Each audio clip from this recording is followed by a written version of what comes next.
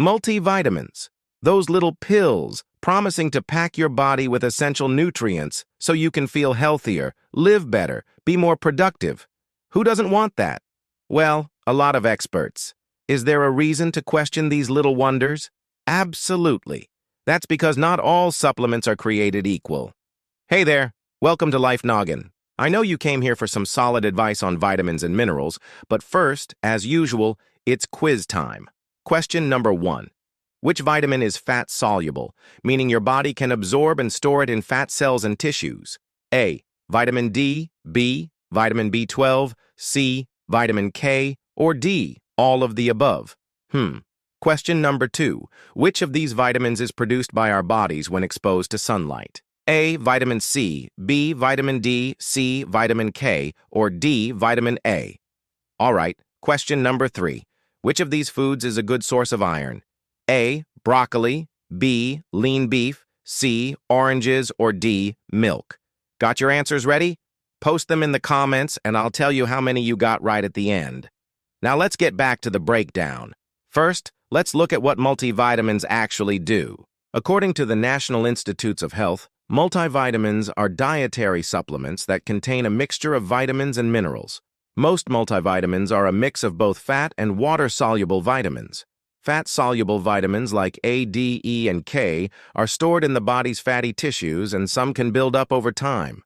Water-soluble vitamins like B and C dissolve in water and are not stored in the body. Any extra amounts are usually flushed out through the kidneys.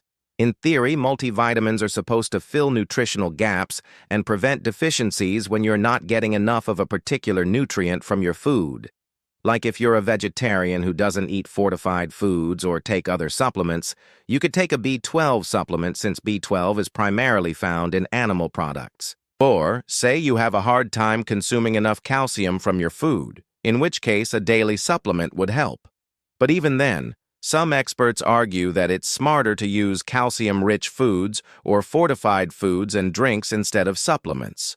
So what's the problem? It's that most people who take multivitamins already have a balanced diet.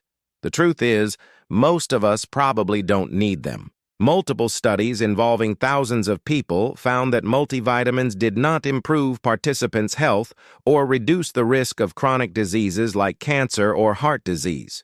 Plus, it may not be a good idea to take too much of certain vitamins. For example, high levels of vitamin A can cause headaches, blurred vision, nausea, and even liver damage. Too much iron can cause nausea, abdominal pain, and organ damage. Some people are also taking more supplements than they need based on incorrect information.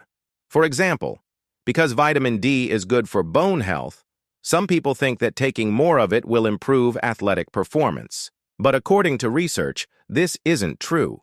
Taking more vitamin D doesn't necessarily make you stronger or more fit, and in some cases, like with athletes who train intensely, too much vitamin D can actually hinder performance. That's because vitamin D affects parathyroid hormone levels, which regulate calcium, and high levels of calcium can interfere with muscle contraction. That said, supplements can be beneficial for people who can't get necessary nutrients from food alone. This includes pregnant women who need folic acid to prevent birth defects, vegans who may need vitamin B12, and older adults who may need vitamin D.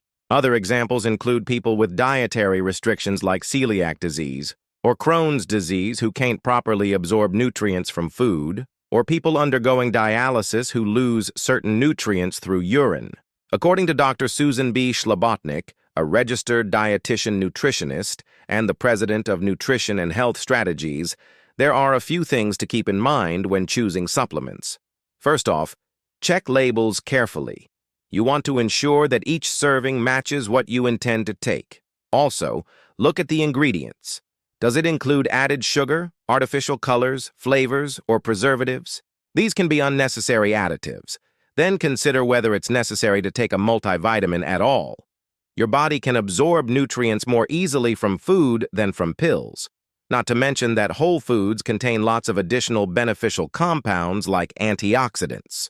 So it's generally better to get nutrients from food rather than supplements. But if you really can't stomach certain foods or have trouble buying or preparing fresh produce, then a supplement may be the way to go.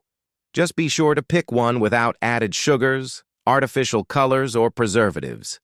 Finally, talk to your doctor. They can tell you which supplements may be right for you based on your lifestyle, diet, and health history. At the end of the day, multivitamins are just that, a multivitamin. They're not a silver bullet for improving your overall health. While they can be helpful in some cases, the best approach is always to focus on a balanced diet. That means filling your plate with a variety of nutrient-dense foods. Think colorful fruits and veggies, whole grains, lean proteins, and healthy fats. They also won't replace the importance of regular exercise, stress management, and quality sleep. All these factors play a huge role in maintaining good health. So before you pop any pills, consider focusing on what you eat. You may be surprised at how much better you feel when you ditch the little blue pill in favor of a balanced diet and an active lifestyle. Now that you know the scoop on multivitamins, it's time for a little quiz recap. If you answered A, D, B, D, and B, you got all of them right. High five. If not, no worries. There's always next time. Remember, knowledge is power. The more you know, the more you grow. So keep learning and stay curious. Thanks for watching this episode, which was brought to you with the help of our patrons. Don't forget to like and subscribe, and we'll see you next time. Bye.